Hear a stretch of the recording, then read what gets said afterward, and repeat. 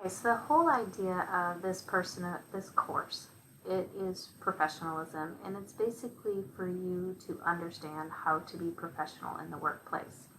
Um, but to do that, it takes a lot of self-reflection. A lot of you guys may think, oh, I'm professional, not a problem. And you think professionalism is all about how we dress and our appearance and that we look professional. We show up to work with clean hair and clean clothes and not wrinkled. But there's more to professionalism than that. And a lot of it is revolved around critical thinking, being able to problem solve, because both of those techniques take emotional intelligence, and it takes us a time to think through on how to respond in a professional manner. There's a couple things that I always do as a professional, and one of them is my emails. Emails always must be professional. They need to sound professional. They need to be written professionally.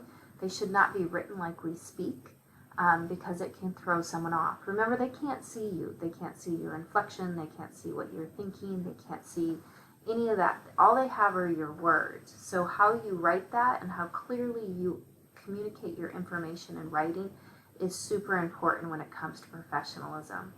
But to start, we are going to take a look at some things that we need to start with before we can get to that component of being a true professional within the healthcare setting.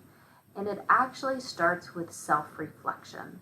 So this module is all about self-reflection and how are we as individuals going to be better? What are our strengths? What are our weaknesses? What are we going to be good at in the healthcare field?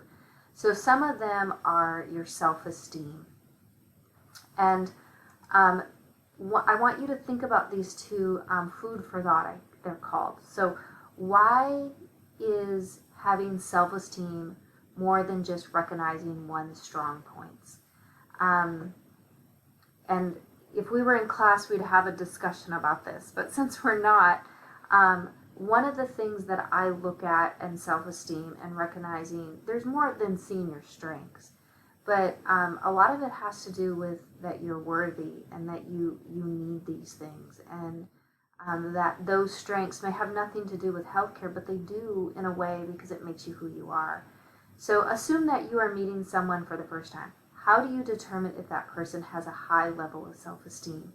And a lot of times it's how we carry ourselves, if we look a person in the eye, if we show confidence in our knowledge, instead of looking down in a way, like me having my camera on shows that I have a strong self-esteem in this material. So some of that, some of those personal actions that we don't say, but maybe our body language can really show an individual our confidence and our self-esteem. So one thing you need to do is know and accept yourself, and you need to recognize your talents. So, a lot of us look at self-esteem as physical appearance, athletic ability, but sense of humor, talents, morals, and ethics, which is super important. What are your morals and your ethics?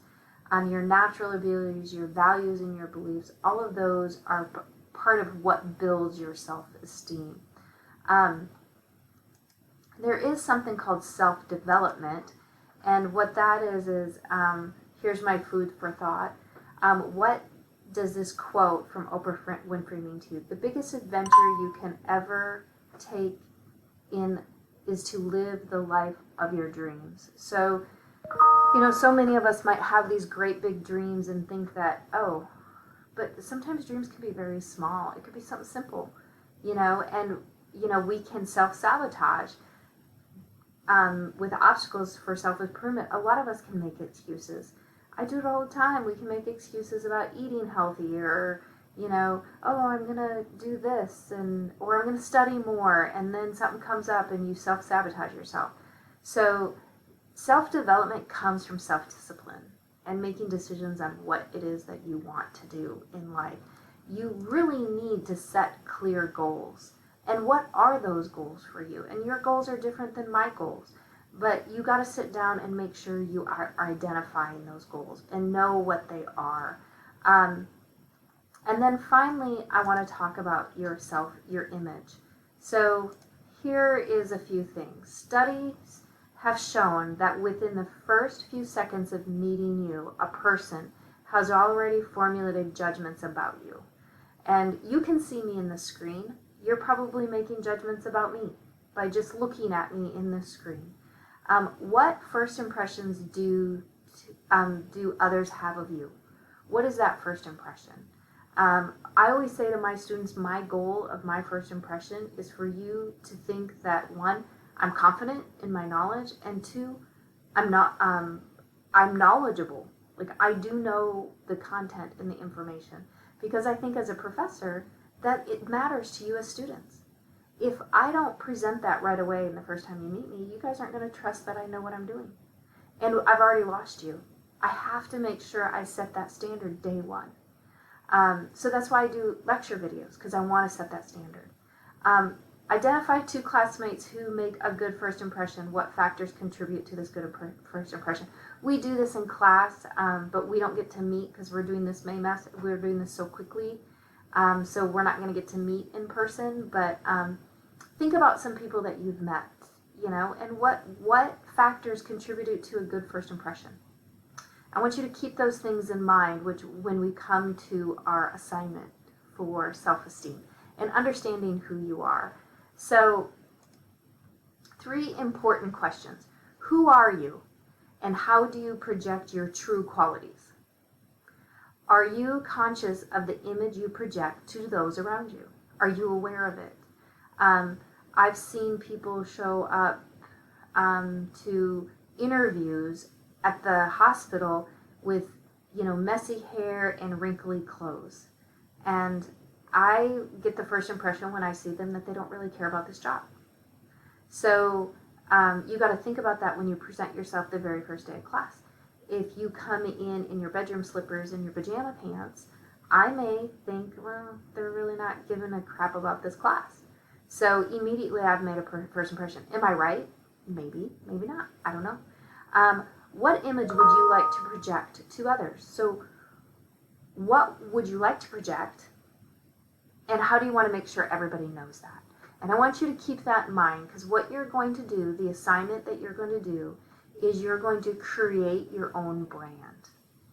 And I want you to remember these 3 questions and who you are and how you want to project your true qualities and what image would you like to project to others. So what I want you to do is I want you to create a collage. It can be not a PowerPoint. It has to be a collage. You can take one slide on a PowerPoint and put 5 different images on there. It can be images of you personally. It can be images of your family. It can be images off the internet that inspire you. It can be quotes. It can be whatever you want that makes that image that you want to project to others. For me, I would put on there a picture of something medical, because I am a medical person. So on this collage, create your own brand. I had to stop the recording, so sorry. So now I lost my train of thought. You want to pick 5 or 6 pictures that kind of describe you. It can be personal pictures, it can be quotes. And then once you're done with your collage, you need to do a voice recording of you explaining each picture and why it matters to you and why you want this image to project yourself to others, what this image means to you and how you want it to explain it to others. And I don't want this video long. I only want it like 3 minutes or less. I don't need it super long, so keep it short and sweet. No more than 5 pictures. Don't give me a ton, but just 5 pictures that describe you. Okay? That's it.